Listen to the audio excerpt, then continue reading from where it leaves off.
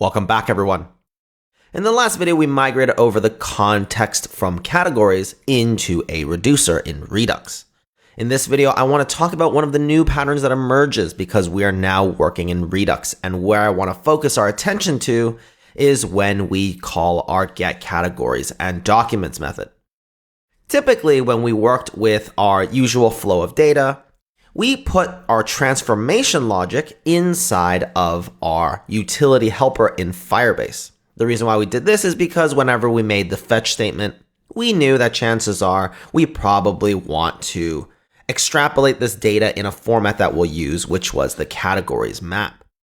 In this video, though, I want to highlight one of the patterns that emerges with Redux, which is where you essentially pull your data, but you pull it in its most basic form.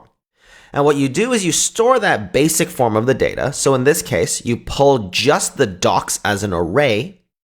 And then when you store it in your reducer, essentially what you'll do is you will extrapolate the logic that transforms it into a category map into a selector. The reason for this is because our reducer, as I mentioned, should always store the most basic format. Essentially, it is the data that you get from your API. Then with a selector, what you do is you transform that data into the final shape that you want it to be. And the reason you want to do this is because you can have multiple different selectors that perform different transformations on the base format of the data you have.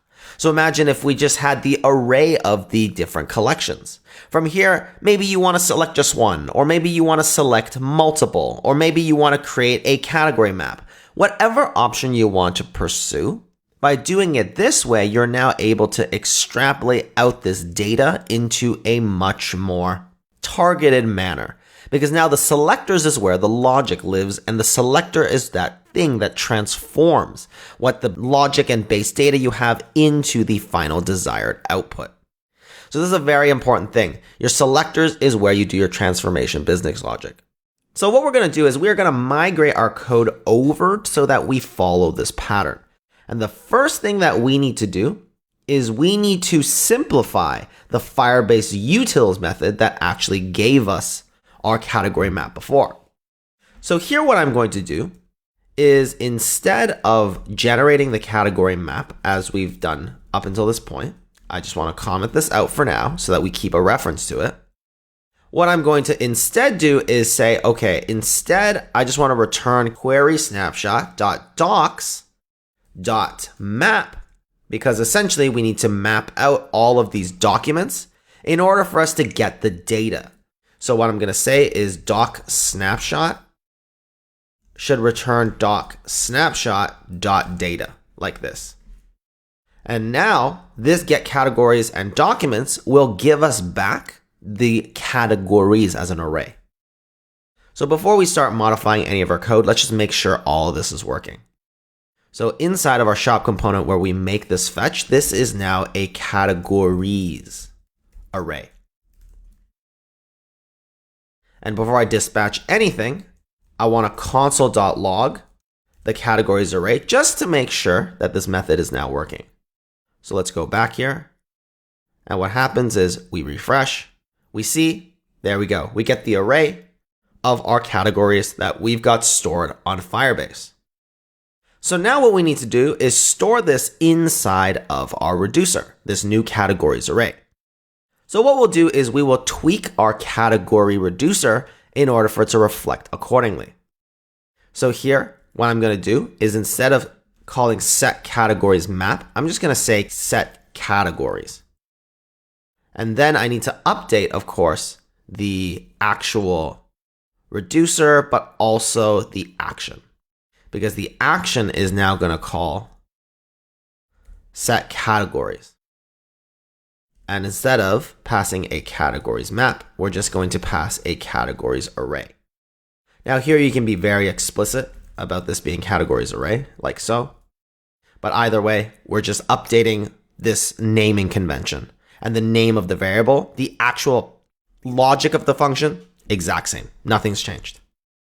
Inside of a reducer, of course, we want to update set categories like so. And then instead of categories map being an object, categories will now be an array. And then here, we'll just update this like so. So up until this point, just a lot of renaming, nothing really that different. But where this gets interesting is that instead now, select categories map is going to be something that selects state.categories.categories. And then we have to transform this array into our final categories map. So here, what I want to do is I want to take that logic that we had commented out, because this is probably where we're going to do that exact transformation that we had before. And that code lived inside of our Firebase utils. And it's really just this code right here. So I'm just going to copy this, get rid of this last comment that we don't need, go back into our category selector and just paste this in. So essentially what we're saying is, hey, give me the categories and reduce over it. Now, instead of a snapshot, we're going to get the actual category object. And then we no longer need to fetch off of the data because it's already the data.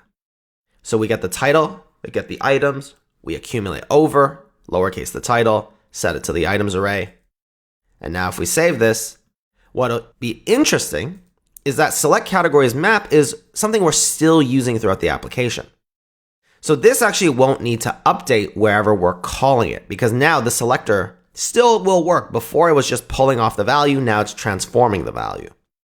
But what we want to do here is we want to just make sure that we're updating with the right call. So instead of set categories map, now we're calling set categories. Like so. And then categories array gets passed to set categories. And now if we save this and we go back to our application, let's just refresh to make sure that that error was not our error. But here we see, we call set categories. Categories get stored as this array. And then all of our components are still working because our select categories map code is still working because that selector is now transforming it into the categories map, which we can pull. So that's it. This is one very, very common pattern that you have to understand when it comes to using Redux and reducers. You can even extrapolate this when you call use reducer in your context, but it's a lot more clear when you actually write out the separated file structure that comes with Redux.